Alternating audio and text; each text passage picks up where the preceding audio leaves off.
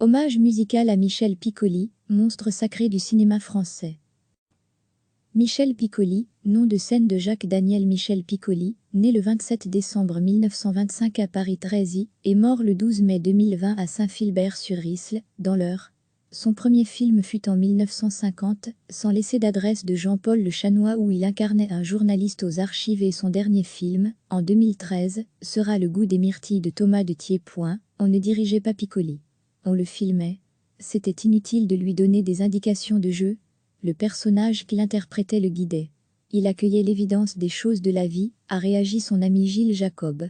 L'ancien président du Festival de Cannes avait écrit un livre d'entretien avec le comédien en 2015, J'ai vécu dans mes rêves, paru chez Grasset, l'occasion de revenir sur sa carrière au théâtre et au cinéma.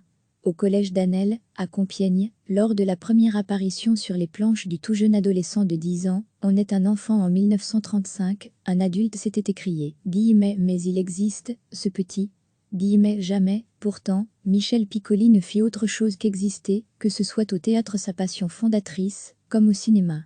Il a sans cesse mis à l'épreuve son talent, son métier, ses certitudes. Il avait une formule, que le jeu de l'acteur ne soit plus la peinture de nos hypocrisies, qu'il en soit le scalpel. Elle était empruntée à l'un de ses maîtres. Il n'aurait pas imaginé ne pas aller vers ses aînés, et se plier à leur discipline. Comme le signale le journal Le Figaro dans sa page culture, Michel Piccoli est enfant de la balle.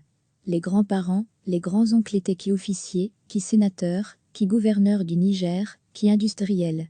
La guerre de 14 a balayé les fortunes, mais pas les sensibilités. Son père est violoniste. Un poème d'homme. Très petit, fragile d'apparence. Des années et des années plus tard, il fera des apparitions au cinéma, chez Jacques Tati et Marco Ferri. Sa mère est pianiste, et donne des leçons dans leur appartement du 13e arrondissement. Elle a souffert. Perdu un enfant, un petit garçon né avant Michel. Longtemps il n'en parla pas. Ce n'est que bien plus tard qu'il s'analysait parfois, comme un enfant de remplacement, lui à qui on avait donné comme prénom celui de cet aîné. Mais il fut Michel et non Jacques, et non Daniel. Et avec ce petit frère, ce petit blond diaphane, il dialoguait avec lui. Et cherchait dans la vraie vie, un frère, un autre frère. Michel Piccoli c'est plus de 200 films sans compter les pièces de théâtre et les téléfilms. Il avait quelques réalisateurs fétiches tels Godard, Le Mépris, Buñuel, Belle de jour, ou même Ferry, La Grande Bouffe, et bien sûr, Claude Sautet, Les choses de la vie. Un de ses derniers films Abmu Papam de Nanni Moretti, 2011, ou l'histoire d'un homme qui ne voulait pas être pape. Lui en tout cas, il voulait faire l'acteur. Dans Piccoli, il y a le mot petit, pourtant Michel fut grand au propre comme au figuré. Michel Piccoli, nom de scène de Jacques-Daniel Michel Piccoli, né le 27 décembre 1925 à Paris-Trézy, et mort le 12 mai 2020 à Saint-Philbert-sur-Risle, dans l'Eure. Son premier film fut en 1950, Sans laisser d'adresse de Jean-Paul Le Chanois où il incarnait un journaliste aux archives et son dernier film, en 2013, sera Le goût des myrtilles de Thomas de Thiers.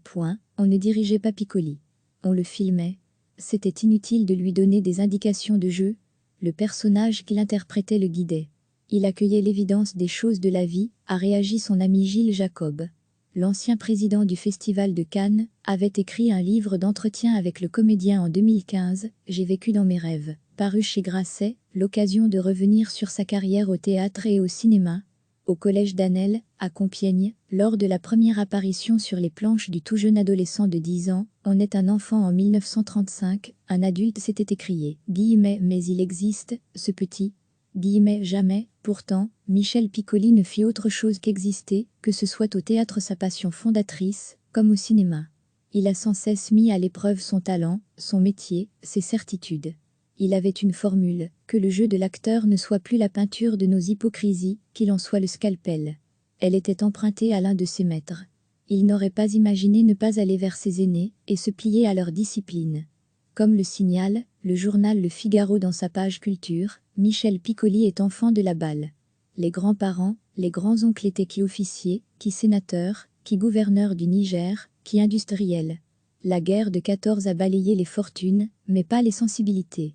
Son père est violoniste. Un poème d'homme. Très petit, fragile d'apparence.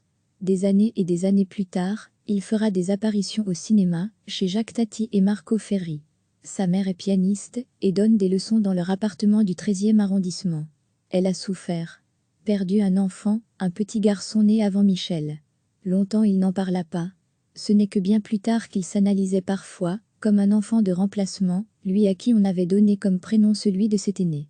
Mais il fut Michel et non Jacques, et non Daniel. Et avec ce petit frère, ce petit blond diaphane, il dialoguait avec lui. Et cherchait dans la vraie vie, un frère, un autre frère. Michel Piccoli, c'est plus de 200 films sans compter les pièces de théâtre et les téléfilms. Il avait quelques réalisateurs fétiches tels Godard, Le Mépris, Buñuel, Belle de jour, ou même Ferry, La Grande Bouffe, et bien sûr, Claude Sautet, Les choses de la vie. Un de ses derniers films Abmu Papam de Nanni Moretti, 2011, ou l'histoire d'un homme qui ne voulait pas être pape. Lui en tout cas, il voulait faire l'acteur. Dans Piccoli, il y a le mot petit, pourtant Michel fut grand au propre comme au figuré. Cliquez sur s'abonner pour recevoir les dernières nouvelles.